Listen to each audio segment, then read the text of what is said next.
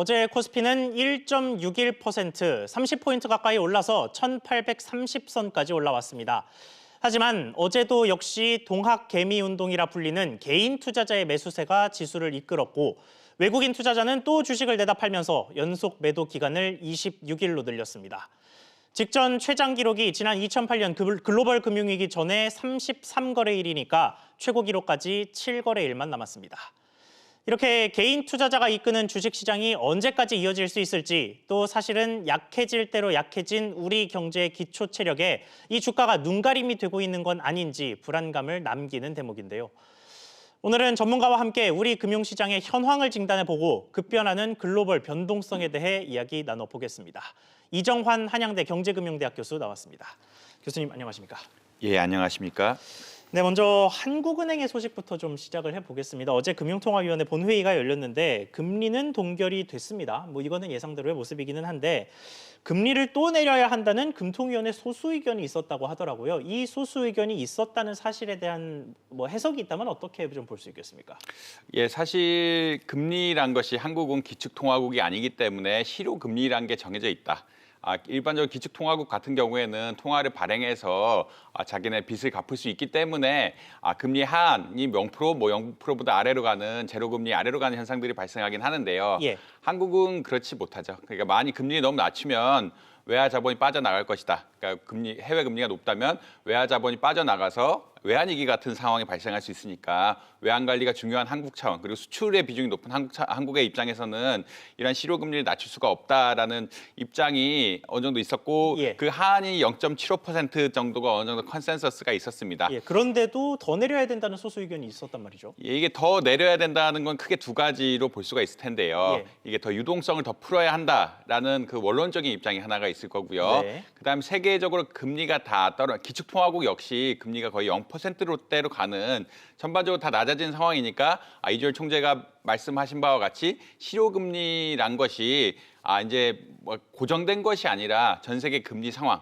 전 세계 금리가 다 낮은데 우리나라가 0.25%가 됐다고 할지라도 외환 시장에 큰 문제가 있을 것이냐. 그리고 지금 통화 수합, 그러니까 한미 통화 수합 같은 통화 수합이 잘 이루어져 가지고 외환 시장이 어느 정도 안정된 상태인데 예. 그런 걸 우려해서 국내 유동성 공급을 막아야 하느냐 이런 우려가 반영된 것이라고 할 수 있겠습니다. 결국은 요약해서 말씀드리자면 사실은 기존에는 0.75%가 실효금리 하한이라고 생각했는데 예. 물론 이자율 낮추면 유동성이 더 공급이 되겠고요. 예. 그만큼 어느 정도 사태가 위중하다. 결국은 유동성을 더 공급해야 된다는 그런 이야기가 있는 것 같고 그다음에 이 0.25%가 가능하다. 원래 예전에는 불가능하다고 생각하는 사람도 많았는데 왜냐하면 전 세계적으로 저금리 기조, 유동성을 다 풀자라는 기조이기 때문에 예.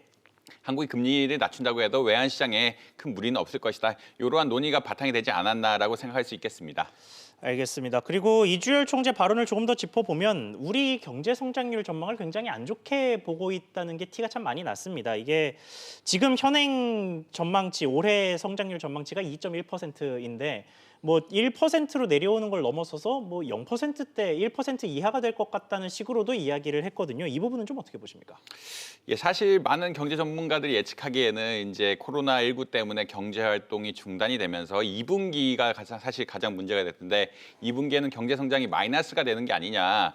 아직은 한국은행이나 KDI나 이걸 추세를 정확하게 예측 못하고 있기 때문에 흔히 말하는 모형을 분석해서 경제 성장률 예측치가 얼마나 된다라고 이야기를 못하고 있지만 예. 2분기 경제 성장률이 마이너스가 될 것이 아니냐라는 생각들이 많이 퍼져 있고요. 이런 생각 결국 2분기가 마이너스가 뭐냐. 그리고 2분기 한번 떨어지면 3, 4분기에 급격한 반등을 이룰 수 있을 것이냐. 사실 그거에 대해서도 굉장히 불확실한 상황이거든요. 사실 누구도 확신할 수 없는 상황이긴 합니다. 예, 그리고 또 아직까지 미국이나 유럽의 코로나19 사태가 진정된 것이 아니기 때문에 2분기엔 분명히 떨어질 것이고 3, 4분기에 급등해서 올라갈 수 있을 것이냐 이런 것에 대해서도 굉장히 불확실한 상황이고 여러 가지 의견이 많습니다. 특히 이주열 총재가 이야기하는 것은 결국은 어느 정도 2분기엔 분명히 떨어질 것이고 3분기에도 급격하게 성장하기는 쉽지 않을 것이다. 이게 완만한 성장이 되게 된다면 2분기에 마이너스 성장 그 영향이 결국은 누적이 돼서 그러니까 네. 결국은 한번 떨어진 것이 차근차근 올라가게 될 텐데 그 마이너스 성장이 누적이 돼서 결국은 경제 성장률 자체가 1% 아래 결국은 경제 성장률이라는 건 연간 경제 성장률이라는 거는 분기 경제 성장률의 누계인데 예. 이 누계의 효과가 결국은 1.0%보다 낮게 되는 게 아니냐, 그 0%대로 갈 게 아니냐 이런 식으로 분석을 하고 있는 것 같습니다. 네, 알겠습니다. 그리고 하느니 또 추가 대책도 하나 내놨습니다. 이 회사채 시장 안정을 위해서 국책은행들을 지원하겠다. 그러니까 산업은행이나 수출입은행, 기업은행 이런 것들을 지원하겠다는 건데 이게 구체적으로 어떤 방식의 대책인지 또 효과가 좀 있을지 궁금합니다. 예, 사실 미국하고 달리 한국은행은 기업에 대한 직접 투자를 못합니다. 기업에 대한 직접 투자를 못한다는 게 어떤 얘기냐? 기업의 채권을 살 수가 없습니다. 왜냐하면 기업의 채권이란 것은 결국 유동성에 문제가 있기 때문에 한은이 관리해야 되는 어떤 채권의 유동성, 한은이 살 수 있는 채권의 유동성 기준이란 것이 있는데 그 기준에 맞지 않기 때문에 회사채를 사는 것은 불가능하고요. 그렇다면 어떻게 특히 결국 회사가 문제가 될 텐데 금융권보다는 회사에 어떻게 자본을 공급해줘야 될 것이냐 이렇게 어떻게 보면 간접적인 방법을 통해서 공급하겠다라는 의견이 반영된 것이 아니냐라고 볼 수 있겠습니다. 중소기업에 대한 중소기업 특수채죠. 특수채에 대해서 채권을 사드리겠다. 이 특수채는 중소기업은행, 지금 기업은행이죠. 기업은행 등이 발행을 하고요. 특수산업채권들, 산업금융채권들, 산업은행 이런 데서 발행을 할 텐데 이런 채권을 사들여가지고 산업은행, 은행이 주체가 돼서 공급을 하되 결국 전체적인 신용은 정부에서부터 나오는 정부에서 은행에 신용을 공급해주고 은행이 기업에 대해서 신용을 공급해주는 이러한 구조를 만들어서 해야 되는 게 아니냐. 결국은 규제가 문제가 됐어요. 규제라기보다는 하느니 할 수 있는 권한이 문제가 돼서 미국 같은 경우는 사실 기업어분 같은 것을 직접 삽니다. 그 연준이 직접 사긴 하는데 한국은 그런 제도적 위반이 안 돼 있고 그렇기 때문에 이렇게 은행을 거쳐서 산업은행이라든지 기업은행이라든지 이런 은행들을 거쳐서 투자를 유도하는 그러니까 부실한 기업들에 대해서 투자를 유도할 수 있는 그러니까 채권을 더 발행했을 때 그 은행들이 떠안아줄 수 있는 구조를 만들겠다 이러한 의견이 반영된 것 같습니다. 네, 지금 연준 이야기를 조금 하셨는데 이 한은이 앞서 대책을 내놓을 때까지만 해도 그래도 꽤나 적극적으로 대책을 내놓고 있다라는 평가가 나왔습니다만 간밤 연준의 발표가 모든 걸 또 뒤집은 것 같습니다.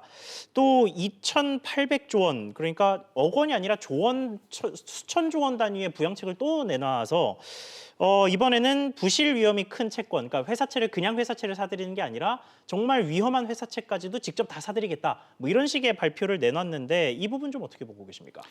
예, 사실은 뭐 어제 미국 실업급여에 대한 얘기가 많이 나왔는데 실업급여의 신청자 수가 660만 정도라고 나왔습니다. 그 전주에 680만 정도였고요. 이게 사실은 예측하기 한 500만 정도 될 것이 아니냐라고 예측을 했는데 이 수치가 높게 나오고 있고요. 그 말은 미국의 가장 중요한 경제 지표는 고용인데 이 고용 차원에서 문제가 있는 게 아니냐. 이 고용 차원에 문제가 있으면 결국 어떻게 해줘야 되냐. 모든 기업에서 그러니까 부실기업을 포함한 모든 기업에서 충분한 유동성을 공급해줘야 되는 것이 아니냐라는 이런 연준의 의견이 반영된 것 같고요. 사실 양적 완화, 유럽은행이나 이런 데 양적 완화를 할 때는 부실 채권에 대한 매입도 하긴 했습니다. 이게 역사적으로 경험이 아예 없는 상황은 아니고 이게 등급이 낮다고 할지라도 이번에 잘 버텨내면은 오히려 고수익이 될 수 있는 거고 이런 상황이기 때문에 이게 채권 매입 정책에 있어서 이렇게 좀 등급이 낮은 걸 산다는 것 자체가 굉장히 이상한 일은 아니다. 그렇지만 지금 현실 상황이 미국 고용지표, 특히 미국 고용지표 굉장히 안 좋고 그러니까 지표라기보다는 고용에 대한 상황이 실업급여 신청 같은 것이 굉장히 안 좋게 나오고 있고 물론 이게 미국 연준에서는 이게 증가하지는 않으니까 그래도 조금 낮다라고 판단하고 있지만 위기가 심하다, 어떻게 무겁다, 중하다는 이게 의견이 반영이 돼서 결국은 고용의 주체가 되는 기업에 대해서 기업이 그러니까 채권의 등급이 낮다는 것은 약간 부실 확률이 높긴 하지만 결국 그거를 사들여서 신용을 공급해주고 고용을 어느 정도 늘려주고 기업의 부실화를 막는 이러한 구조를 만들겠다라고 말씀드릴 수 있겠습니다. 네, 알겠습니다. 시장 이야기로 좀 가보겠습니다. 이 잔인한 4월과 관련된 이야기가 시장에서 쉽게 가라앉지를 않고 있습니다. 이 금융당국이 공개적으로 진화에 나서서 4월 위기설이라는 건 없다 이렇게 했는데도 계속 불안감 섞인 소문이 좀 돌고 있는 건데 아무래도 뇌관을 회사채 시장으로 보는 경우가 좀 많은 것 같습니다. 예, 회사채 시장하고 기업어음 시장 크게 두 가지를 볼 수가 있을 텐데요. 사실은 더 문제가 될 수 있는 건 기업어음이라고 많이들 얘기하는데 왜냐하면 일반적으로 회사채는 장기채고요. 기업어음은 단기채권인데 단기 채권은 누가 빌리냐? 일반적인 기업 입장에서는 장기 채권을 빌리는 게 좋습니다. 왜냐하면 리스크를 분산할 수가 있고 원금을 그때그때 맞춰가지고 매번 갚아야 되는 흔히 말하는 롤오버를 해야 되는 리스크가 별로 없기 때문에 회사 입장에서는 장기로 가는 게 좋은데 단기로 발행했다는 얘기는 그만큼 뭔가 리스크가 크다. 그러니까 회사 입장에서 리스크가 크다라는 게 어느 정도 리스크가 있는 회사들이 단기 자금을 더 선호하는 경향들이 있고요. 예. 어쩔 수 없이 내는 것도 있고 뭐 선호하는 경향도 있다 뭐 같이 볼 수가 있는데 결국은 이 기업 채권 시장에 대해서 지금 뭐 만기, 그러니까 기업 채권, 죄송해요. 기업 어음의 만기가 사실상 굉장히 많이 도래합니다. 예. 만기 전체가 굉장히 많이 도래하고 이것이 결국 부실화의 내관이 되는 게 아니냐. 그리고 사실 기업 이 어음의 이제 이자율 자체가 1점 몇 %대에서 지금 2.1%대까지 올라갔거든요. 그만큼 이 사람들이 불안해하고 있다. 예. 이 시장에 그러니까 결국은 가격이 낮아진다는 것은 수요가 떨어진다는 얘기고 수요가 떨어진다는 얘기는 이만큼 부실화가 예측된 그런 상황이 반영된 것이기 때문에 기업의 지금 상황에서 보자면 기업 어음에 대한 만기 도래가 4월달에 굉장히 많고 예. 이 사람들이 이 기업 어음을 롤오버가 될 것이냐 결국 이게 더 연장이 돼서 더 기업 어음을 추가로 발행할 수 있을 것이냐에 대해서는 어느 정도 부정적인 입장을 갖고 있다. 네. 그렇기 때문에 정부에서는 이것을 적극적으로 사들여서 그러니까 기업이 발행한 기업 어음 같은 것을 은행이 적극적으로 사들이게 유도를 해서 적극적인 유동성 공급을 하겠다. 이런 식의 입장이 반영되고 있는 것 같습니다. 네, 알겠습니다. 그래서 이걸 막기 위해 채권 시장 안정 펀드를 정부에서 주도해서 이제 가동을 시키고 있는데 처음 이 펀드 가동 때부터 거론됐던 문제가 좀 현실화되고 있는 것 같습니다. 뭐냐면 어차피 이 펀드의 조성에 참여하는 거는 일반 금융사들이고 그 금융사들이 투자 판단을 해서 기업들의 채권 시장에 들어가게 되는 것이니 뭐 정부의 어떤 복지 정책 같은 의도를 가지고 뭐 위험한 회사채를 사지는 않고 우량한 채권에만 몰려서 실질적으로 기업들의 경기를 살리고 위기의 기업을 돕는 데에는 아주 큰 도움이 되지는 못한다. 뭐 이런 식의 해석들이 좀 많았는데 실제로 좀 그런 일이 벌어지고 있다는 소식이 들리고 있어서요. 이 부분 어떻게 보십니까?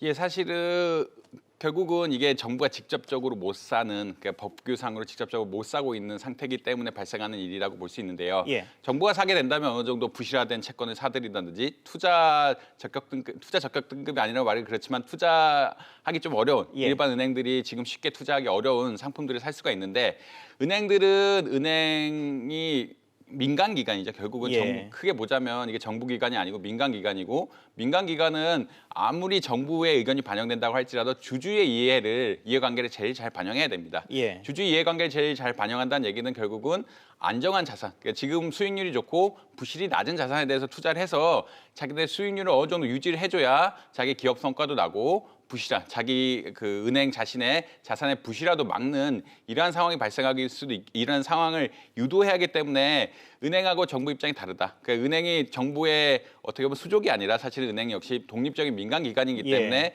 정부에 협조를 하는 것이지 그렇지 그 정부 은행 자체가 이해관계 없다라고 말씀드릴 수 없는 상황이거든요. 이렇기 때문에 은행이 우량 채권에 투자하는 건 사실 어느 정도 예측된 일이고요. 예. 그래서 이제 그러니까 증권사 같은 게 특히 증권사 같은 경우에 이런 채권 안정 기금에 의존하지 말고 독자적으로 좀 발행을 해달라 이런 정부의 요청이 많이 나오고 있는 상황입니다. 예. 왜냐하면 그런 기업들은 충분히 다른 자본시장을 통해서 우량 기업이라고 하죠. 일반적으로 우량 기업들은 이런 채권 펀드를 이용하지 않더라도 다른 시장에 그렇죠. 조달할 수가 어떻게든 조달을 할 수가 수가 있을 있기 텐데. 때문에 이런 기금을 쓰지 말고 제발 다른 데서 좀 돈을 빌려와라 이런 식의 논의가 많이 나오고 있는 상황이 은행에만 맡겨두면 당연히 우량 채권에 투자할 겁니다. 예. 왜냐하면 은행도 주주가 있고 경영진이 있기 때문에 예. 모든 것들이 결국은 주주 이해를 반영해서 운영이 돼야 되는 것이기 때문에 이런 경향성은 당연히 일어날 거고 이건 기업들이 어떻게 보면은 조금 양보를 해야 되는 상황이 아니냐 이렇게 말씀드릴 수 있겠습니다. 네, 알겠습니다. 자, 그리고 어젯밤 원유 시장 이야기를 안 할 수가 없습니다. 이 산유국들 확대 기구인 오펙 플러스에서 뭐 1,000만 배럴의 감산에 합의했다는 소식이 최종적으로 전해졌는데 그보다 앞서서 참 2,000만 배럴 감산 이야기가 나왔다가 감산 합의를 못했다는 얘기가 나왔다가 오락가락하는 모습을 보이면서 유가 시장이 크게 요동을 쳤는데 일단 감산에 합의는 했습니다. 그러면 이게 앞으로 어떤 영향을 미칠까요? 사실 이게 얼마나 감산을 하느냐도 중요하고 결국 수요에 비해서 얼마나 감산을 하느냐 더 중요하게 될 생각이 할 수 예. 있을 텐데 결국은 가격이란 건 수요와 공급에 의해서 결정이 되고요. 지금 공급이 주는 게 수요 주는 거에 비해서 더 많냐 결국 공급을 과감하게 줄여서 수요가 주는 것보다 더 많이 줄여서 가격을 올릴 수 있느냐 없느냐가 굉장히 중요한 상황인데 어제 서부 텍사스유 가격이 12% 올랐다가 결국은 9% 다시 반납했죠. 그러니까 1,000만 배럴 감산이란 게 사실 공급이 그러니까 사실 수치적으로는 큰 수치긴 하지만 전체적으로 보면은 수요량이 주는 거에 비해서 그렇게 많이 감소하지는 않는 예. 것이다. 그러니까 유가 하락을 뭐 정지시키는 데는 어느 정도 효과가 있을 수 있지만 유가의 반등을 이끌어낼 것이냐, 결국 수요보다 훨씬 더 줄여서 수요 가격이 올라가게끔 할 것이냐, 이런 것에 대해서는 조금 부담스러운 입장이 아닌가. 아직은 이게 불확실하고, 그다음에 또 하나 문제가 되는 것은 이 이행 과정 자체가 아직 말씀하셨다시피 2천만 배를 한다, 협의가 안 됐다, 이렇게 왔다 갔다 한다는 얘기는 결국 그 로드맵이 안 나왔다는 얘기거든요. 예. 어느 시점에 몇만 배를 감산해서 누가 얼마만큼 감산한다, 이런 로드맵이 나와야 그것에 따라서 오펙 플러스 산유국들이 감산하게 되는데, 이런 감산 플랜 자체가 안 나와 있기 때문에 언제든지 깨질 수 있는 조약이다. 지금 양적인 차원에서도 수요에 비해서 조금 수요가 줄어든 것에 비해서 덜 줄인 게 아니냐, 이런 우려가 있고요. 로드맵이 안 나왔다. 로드맵이 안 나왔다는 건 결국은 이 약속이 깨질 가능성도 굉장히 예. 높다라는 이야기가 있어서, 이게 모든 것이 불확실한 상황이기 때문에 유가의 반등을 크게 이끌지는 못하고 있는 상황이다. 그렇게 볼 수 있겠습니다. 네, 알겠습니다. 간밤에 연준 원유 시장 뭐 참 많은 일들이 있었습니다. 오늘 말씀 여기까지 듣겠습니다. 지금까지 이정환 한양대 경제금융대학 교수와 함께했습니다. 오늘 말씀 감사합니다.